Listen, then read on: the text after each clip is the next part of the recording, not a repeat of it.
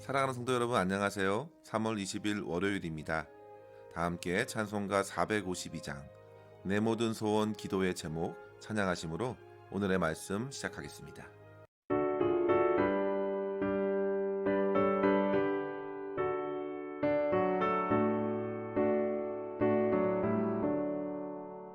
내 모든 소원 기도의 제목 예수님 닮기 원함이라. 예수님 형상 나의 피 위에 세상의 모게 졌네. 예수님 닮기 내가 원하네. 날 구원하신 예수님을 내 마음속에 지금부터 주님의 형상이 지소서. 무한한 사랑 풍성한 긍휼 슬픈 자 위로하시는 주. 길 잃은 죄인 부르는 예수 그 형상 닮게 하옵소서. 예수님 닮기 내가 원하네. 날 구원하신 예수님을 내 마음속에 지금부터 주님의 형상이 지소서.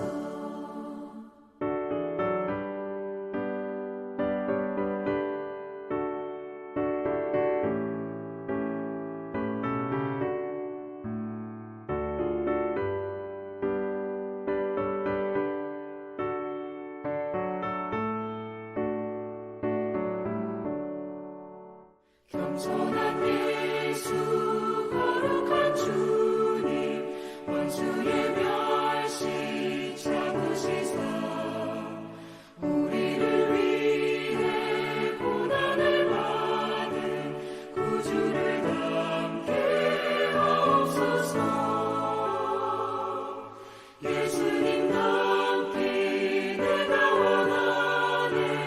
날 구원하신 예수님을 내 마음속에 지금부터 주님의 형상이 지소서. 아멘. 이 시간 함께 나눌 말씀은 사무엘상 25장 14절에서 22절입니다. 하인들 가운데 하나가 나발의 아내 아비가일에게 말하여 이르되 다윗이 우리 주인에게 문안하러 광야에서 전령들을 보냈거늘 주인이 그들을 모욕하였나이다. 우리가 들에 있어 그들과 상종한 동안에 그 사람들이 우리를 매우 선대하였으므로 우리가 다치거나 잃은 것이 없었으니 우리가 양을 지키는 동안에 그들이 우리와 함께 있어 밤낮 우리에게 담이 되었습니다. 그런즉 이제 당신은 어떻게 할지를 알아 생각하실지니 이는 다윗이 우리 주인과 주인의 온 집을 해하기로 결정하였음이니이다. 주인은 불량한 사람이라 더불어 말할 수 없나이다 하는지라. 아비가일이 급히 떡 200덩이와 포도주 2가죽 부대와 잡아서 요리한 양 5마리와 볶은 곡식 5스아와 건포도 100송이와 무화과 뭉치 200개를 가져다가 나귀들에게 싣고 소년들에게 이르되 나를 앞서가라. 나는 너희 뒤에 가리라 하고 그의 남편 나발에게는 말하지 아니하니라. 아비가일이 나귀를 타고 산 호젓한 곳을 따라 내려가더니 다윗과 그의 사람들이 자기에게로 마주 내려오는 것을 만나니라. 다윗이 이미 말하기를 내가 이자의 소유물을 광야에서 지켜 그 모든 것을 하나도 손실이 없게 한 것이 진실로 허사라. 그가 악으로 나의 선을 갚는도다. 내가 그에게 속한 모든 남자 가운데 한 사람이라도 아침까지 남겨두면 하나님은 다윗에게 벌을 내리시고 또 내리시기를 원하노라 하였더라. 아멘. 사무엘상 25장에서 우리는 마온 사람 나발과 그의 아내 아비가일을 만나게 됩니다. 나발은 마온 지역에서 꽤나 잘 알려진 부자였습니다.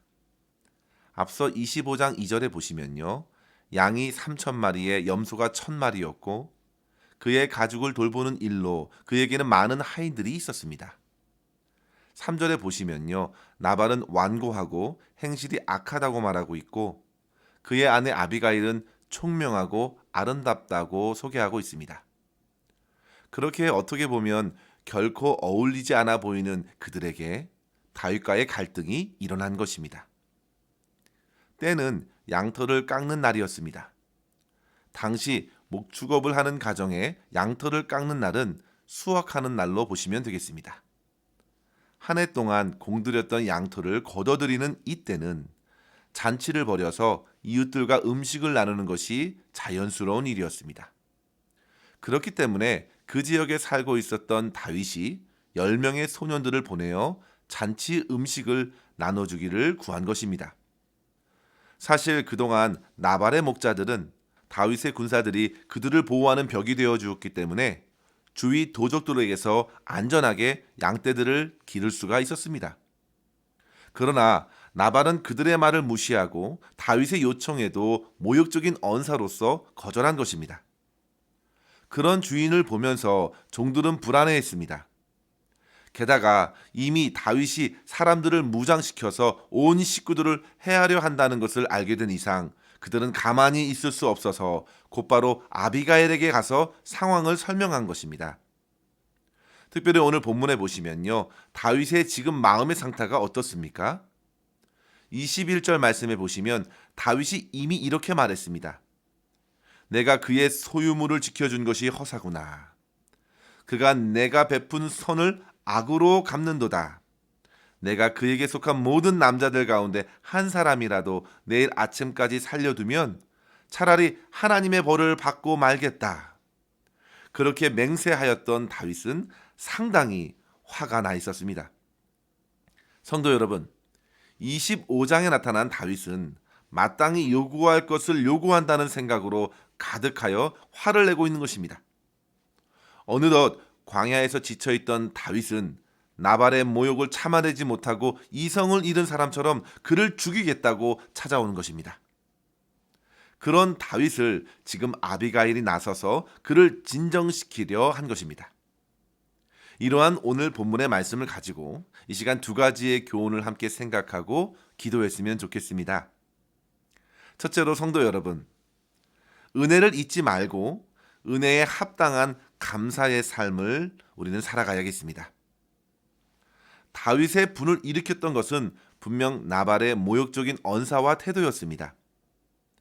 나발의 이름의 뜻은 어리석은 자이죠. 그는 다른 사람들에게 자기가 받은 부와 은혜를 가지고 덕스럽게 나누고 베푸는 사람이라기보다 오로지 자기의 정욕을 채우는 데 급급했던 사람이었고 도무지 은혜를 받고서도 무시하며 살아갔습니다. 후에 그가 갑자기 죽을 때에도 전날에 자기 배를 술로 채웠고 심장마비로 죽게 되었는데요. 그처럼 욕심과 정욕에 붙들려서 스스로 멸망하게 된 것입니다.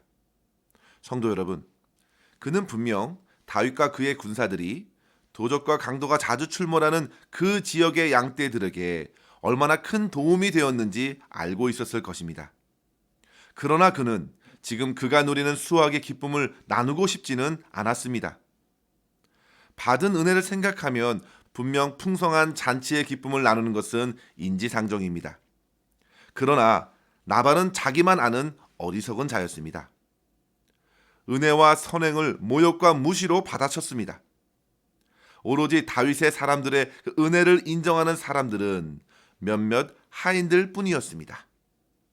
그들은 실제적인 도움을 얻었습니다. 그래서 그들 중 하나는 나발을 설득하려 하기보다 차라리 아내 아비가일에게 달려간 것입니다. 아비가일은 지혜로운 여인이었고 분명 이 상황을 해결할 수 있을 것으로 생각했습니다. 저는 성도 여러분, 이 용감하고 지혜로운 하인들이 참으로 대단해 보입니다. 본문에 이름도 언급되지 않았고 그의 주인의 가정의 존재감이 그리 크지 않았을 터인데 이 상황을 전환시킨 사람은 그 하인이었습니다. 이 하인은 부자이면서도 어리석은 주인 나발과는 차원이 다른 사람입니다. 그는 은혜를 기억하고 최소한의 마음이라도 갚아야 된다고 생각했습니다. 그런데 성도 여러분, 세상의 사람들이 과연 받은 은혜에 따라 진정한 감사를 드리려 할까요? 일반적으로 사람들은 자기 눈앞에 뭔가 손해가 감지되면 다른 이들을 향해 어떤 도움도 어떤 아량도 베풀기를 꺼려하곤 합니다. 그리고 은혜를 기억하고 그것을 갚으려 하기보다 자기보다 연약한 사람들을 무시하는 일들이 얼마나 많은지 모릅니다. 오늘 본문에서 나발이 보여준 모습과도 같습니다. 성도 여러분, 마태복음 5장 45절에 보시면요, 하나님께서는 그 해를 악인과 선인에게 비추시며 비를 의로운 자와 불의한 자에게 내려주신다고 하셨습니다. 하나님께서는 이 땅의 악한 자들에게도 살아갈 생명을 허락해 주시는 참으로 은혜가 풍성하신 분이십니다. 악인들에게도 호흡하고 살아갈 힘을 주시는데도 그들은 하나님께 감사하기는커녕 하나님이 없는 것처럼 행동하고 하나님을 무시하는 것입니다. 그래서 사도 바울은 그들의 모습을 로마서 1장 21절 22절에 분명히 이렇게 언급합니다. 하나님을 알되 하나님을 영어롭게도 아니하며 감사하지도 아니하고 오히려 그 생각이 허망하여지며 미련한 마음이 어두워졌나니 스스로 지혜 있다 하나 어리석게 되었다. 성도 여러분, 나발과 같은 모습이 그대로 로마서에 드러난 것입니다. 하나님의 은혜를 외면하는 미련한 죄인들의 모습입니다. 하나님께서는 은혜를 모르는 배은망덕한 이들을 향하여 회개하지 않으면 그 모든 진노를 쏟아 부으시겠다고 하셨습니다. 사랑하는 성도 여러분, 오늘 말씀을 곰곰이 붙드시고 저와 여러분에게 허락하신 하나님의 은혜를 한번 생각해 보십시오. 찬송가 492장의 세상 모든 풍파 너를 흔들어, 이 찬양의 후렴 가사를 한번 보십시오. 받은 복을 세워보아라. 크신 복을 내가 알리라. 받은 복을 세워보아라. 주의 크신 복을 내가 알리라. 하나님께서는 저와 여러분에게 이 땅에 살아갈 생명을 허락해 주셨습니다. 사랑하는 가족들과 동료들을 주셨습니다. 무엇보다도 하나님께서는 주 예수 그리스도의 십자가에서 쏟아부어 주시는 사랑과 은혜로 구원해 주셨고 아름다운 믿음의 공동체를 허락해 주셨습니다. 얼마나 놀라운 은혜인가요? 받을 자격이 하나도 없는 원수와도 같은 저와 여러분을 지극히 사랑하셔서 십자가의 대속제물로 자기 자신을 내어주신 예수 그리스도로 인하여 우리의 모든 죄가 사해졌습니다. 그리고 이 땅의 삶이 전부가 아니라 천국을 소망하며 영생을 누리며 살게 하셨습니다.